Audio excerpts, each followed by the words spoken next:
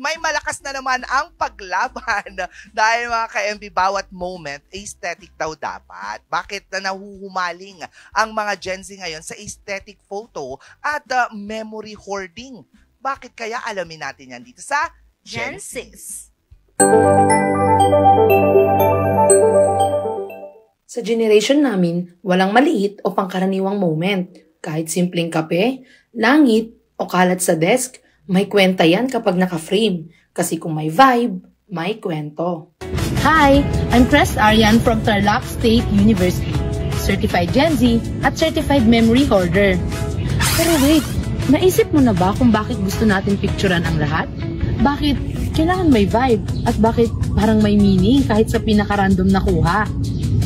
Tara, samahan niyo akong alamin at i-explore kung paano ang simpleng picturean mo ako at maayos na color palette ay naging language na generation natin. Dito sa Gen Sis! Una, pag-usapan natin ang picture culture. Kapag may nangyari, automatic pipicturean. Kahit hindi event, kahit hindi moment, gusto lang namin tandaan. Kasi ang picture, hindi lang pang-post, pang-remembrance din at pang-reflect. Ang camera roll ay parang personal diary, visual journaling ng emotion, tao, at panahon. Pero bakit nga ba sa dami ng outlets, sa aesthetics na hanap ng Gen Zs ang comfort? I'm Jasmita Yunizon. I'm a registered psychometrician. So actually, an interesting topic kasi somehow I think parang lahat tayo nakaka-relate doon. And then, of course, minsan situational, pero of course, madalas, kahit unconsciously, no, it's a form of self-presentation or how would you like to present yourself. Especially, yun nga, no, when it comes to us posting it sa My Day or sa story mo and all. So, it actually, it is connected with how we would like to be perceived by other people. May connection with our own self-presentation. Especially nowadays na curated kasi, no? Everything that we see online or mostly of what we see online is already curated. No? Like, kung ano yung idea, yun lang naman ipopost natin. Malaking factor talaga yung external validation. And why? We curate so much of the things that we post online, especially your generation, Gen Zs. No?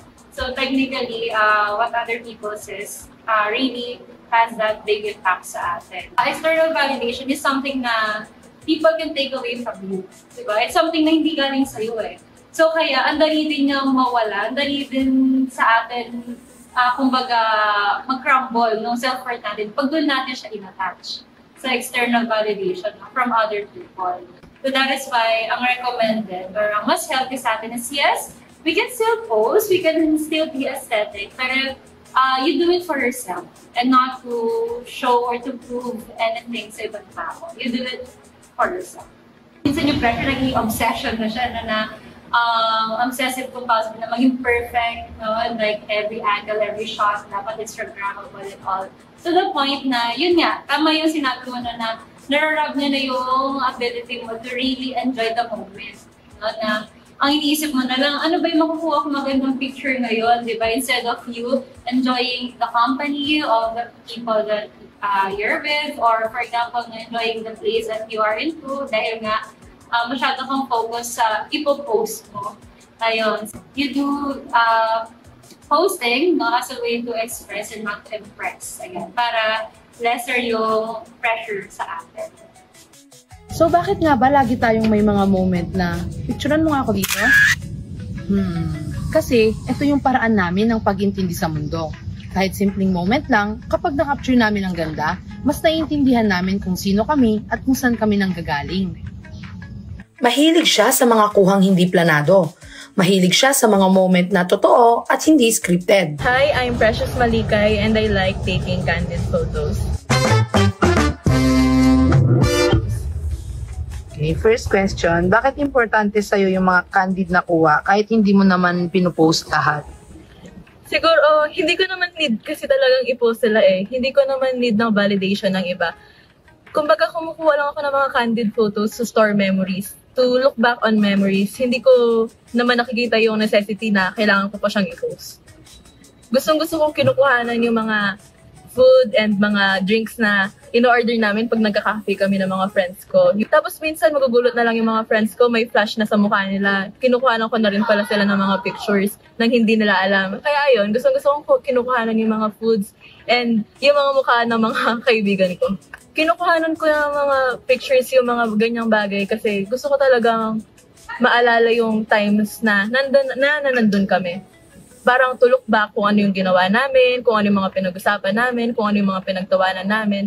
Para pag kinalaunan, pagka hindi na kami magkakasama, pagka may busy na kami sa buhay namin, mapag-uusapan namin ulit na, uy, ito pala yung ginawa natin, ito pala yung mga pinagtawanan natin noon. There's something with candid photos na it feels more real and genuine kasi Parang, I feel na mas genuine yung mga candid photos kasi you get to take the photos during the moment itself na parang ito yung nangyari noon, ito yung mga mukha nila nung tumatawa sila. Kaya ayun, parang pagka nakita ko yung mga pictures na yun ulit, parang yung nag-reminisce ka na rin ba kumbaga. Kaya ayun, yung feeling talaga nandun sa mga candid photos. Para kay Precious, hindi kailangan ng filter o magandang anggulo para matawag na memorable ang isang litrato. Pero hindi lang basta picture, di ba? Kailangan may vibe. Kailangan curated, maayos yung lighting, at yung filter dapat swak sa mood. Isa siyang style curator na mahilig gumawa ng flat lace at curated IG stories. Mahilig din siyang mag-matching fits. OOTD enthusiast kung ilalarawan at laging on point ang forma. Ang bawat matching fit ay hindi lang outfit, kundi isang mood. Hi everyone, I am Mervan Mendoza, a fashion enthusiast. Para sa akin kasi, meron akong motto, yung you only live once. And syempre, gusto naman natin palagi na maayos tayo. And of course, hindi naman natin kailangan ng feedback as long as na-express natin yung self natin ay okay na ako sa ganung settings. Para sa akin, nasasabi ko na aesthetic ang isang bagay. First, of course, yung mga features niya, ganun. If ano ba siya, if may texture ba siya, if plain lang siya. Kumbaga, una kong ginajudge yung physical feature ng isang bagay para masabi ko na aesthetic talaga siya. Siyempre, pag as aesthetic person, no, pag talagang feel natin yung fit natin, ganun, pag perfect talagang kahit ilang ulit pa yan sa social media, kahit sa stories, ulit-ulitin natin siya kasi siyempre, di ba, perfect shot, tapos perfect edit, talagang ipipin natin yan, ipapost natin at ipa-plug natin sa lahat ng social media. Pag sa Instagram kasi pag minsan nagmamatter talaga yung picture rather than the caption, and pag minsan hindi na natin kailangan magsabi-sabi ng madaming caption ganun because the photos say it's all. Siguro vibe tapos event ng pupuntahan natin kasi syempre pag kailangan mag-matchy-matchy din tayo if yung aesthetic ba na susuotin natin is match sa event na pupuntahan natin. Ayaw naman natin pumunta sa kunyari black and white party and ikaw naka-red ka, diba? So kailangan laging matchy-matchy lang sa event at syempre yung vibe at the same time dapat comfy ka din. Siyempre may mga friends tayo online na nasanay na pag magpo-post siya ng pictures o photos na laging aesthetic. And pag minsan siyempre nakaka-pressure din na pumili ng mga outfits, siyempre may mga nag-aabang sa atin from online. Kaya yun, pinag-iisipan talaga natin mabuti, ipo-post ba natin to? Parang ganun bang atake? Para kay Irvan, ang art, ang visuals at ang fashion ay hindi lang para sa feed, kundi therapy. Ito kami, hindi lang kami digital natives. Kami ang generation na gumagawa ng kwento gamit ang mga lens at pictures. Ginawa naming sining ang simpleng sandali dahil gusto naming maalala at gusto namin ay maganda ang pagkakaalala. Sa mundo namin, aesthetic ang language at ang memory, binubuo, hindi lang iniipon. Muli, ako si Crest Aryan ng Tarlac State University at ito ang Gen Z's. Oh, diba? At doon pa pala galing. Nakakagulat. Nakakaloka. Nakakaloka. Yun ang aesthetic talaga. Diba? Dapat may nakaganon na lang para talagang... Yun ang aesthetic, may pasabit. Diba? Anyway, ayan, kasama natin ngayon online naman. Walang iba kundi si Crest Aryan Gragasin ng Tarlac State University. Good morning! Good morning po, Miss B. May kasama pa akong isa. At Miss Angel. Good morning po sa Good inyo lahat morning, sa studio. Renayan. Ang gagawin talaga natin ngayon, hindi pag-usapan. Ano? Pag-uusapan natin yung mismong Gen Z. Zs. Ba't may pasabi? Oo. Bakit? Hindi. Ba't sumabit Ay, yun? nakakaloka Hindi. ka. Anyway, Accident. ganun talaga no, ang mga Gen Zs ngayon. Ikaw mismo ba, mahilig ka talagang mag-post? Miss B, kapag may mga nangyari po na mas more on in-story ko po yung mga candid na videos lang po sa mga happenings ko everyday. Yun po yung mga mas mahilig ko pong i-post. So, hindi ka masyado dun sa mismong feed. Feed. Oo. Yes, hindi po. More on sa stories. Apo, din po sinishare yung mga candid, more on candid side po ng aesthetics. Pero paano mo ma-define ba ang aesthetic? Pag na aesthetics, yeah. Aesthetic. Yun. Para po sa akin, para masabing aesthetic yung isang bagay, mas magtitingin po sa vibe niya mismo ng photo or video. Hindi po, di bali po kung curated siya or very candid shot ng photo or video. Basta, kung for example po, sa mga candid pics, kahit sunset lang po yan or mga simpleng langit picture, masasabi po siyang aesthetic kapag andun po yung vibe na gusto pong iparating yung nag-post. Yeah, actually, na-gets ko yun, no? Kasi meron tayong host sa Ganda Mo Pangasinan, si Marian. Tapos, si Yana. Pinicturean ko siya, tapos ine-edit ko. Habang ine-edit ko, mas maganda to kasi yung vibe niya, kasi ganito yung color. Gumaganon siya. So, okay. Matanda na talaga ako, ano. Hindi ko alam. Parang naging ganon. Hindi kasi pag titignan mo, mga Gen Z talaga ngayon, kapag nag-My Day talaga sila, kung ano-anong nakalagay, pero ang gandang tignan. Especially sa isang social media platform. Yun yung talagang, ay, pa. Eto ba, inaaral nyo rin? Or nakikita nyo lang siya sa iba? Kapag kung ano po yung trendy sa time na to or sa isang specific time po, parang yun na rin po yung usually nagiging language po ng social media language ng mga Gen Zs. For example po, nung nauso po yung mga music sa mga IG stories or Facebook stories, parang halos lahat po, dun na lang po nila din dinadaan yung gustong vibe ng mga photo or videos po nila. Parang ginagaya lang po, ganun. Pero sa tingin mo ba, saan mapupunta itong pagiging aesthetic ng mga Gen Z? Magtutuloy-tuloy kaya ito or kukunin ng Gen Alpha or Gen Beta? Mas lalong beta. Oo.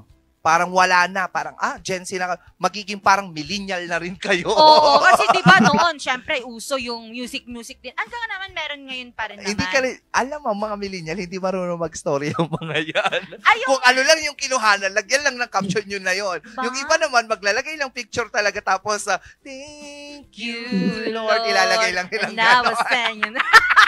Oo ba? Tapos kapag may birthday na, happy birthday. Totoo yan. Oo. Sa tingin mo, magiging ganun din ba kayo para sa mga mata ng Gen Alpha at saka Gen Beta? Sa tingin ko po, may chance po, Miss B, kasi parang yung sa mga millennials po, parang nung time nila may specific aesthetic po sila na sa ngayon po, parang ganito po, minimake fun na lang po ng mga Gen Z. So, kung ano po yung in or trendy sa amin ngayon, pwedeng ganyan din po yung mangyari sa mga Gen Alpha, pero pwede rin pong magstay and madagdagan na lang po or maka-adapt po kami sa kung ano po yung magiging trends niyan sa mga susunod pa pong generations. Mahalaga ba para talaga sa mga kabataang katulad ninyo yung magkaroon ng ano yung sinabi nung psychometrician kanina? Yung kailang matanggap, parang ganon. Validation. Yun, yung validation.